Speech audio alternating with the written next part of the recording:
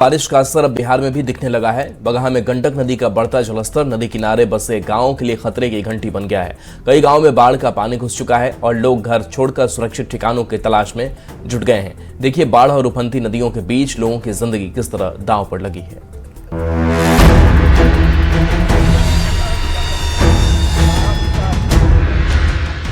ये तस्वीरें सिर्फ बाढ़ की नहीं बल्कि उन लोगों की बेबसी की हैं जिनकी जिंदगी हर साल पानी की धार के साथ बहने लगती है।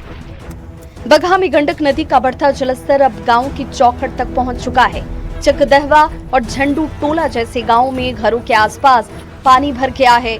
लोग अपने बच्चों, बुजुर्गों और मवेशियों को बचाने की जद्दोजहद में लगे हैं। जिन आंगनों में कभी बच्चों की किलकारियां गूंजती थीं, वहां सन्नाटा पसरा है। सिर्फ पानी और चिंता नजर आती है। वाल्मीकि नगर बैराज से छोड़े गए लाखों क्यूसेक पानी ने हालात और बिगाड़ दिए हैं।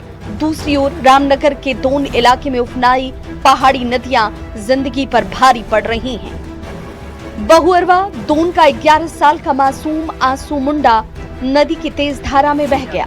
परिजन और ग्रामीण उसकी तलाश में भटक रहे हैं। ये सिर्फ एक परिवार का दर्द नहीं है बल्कि हर उस गांव की कहानी है जहां नदी अब जीवन नहीं, डर का दूसरा नाम बन चुकी है।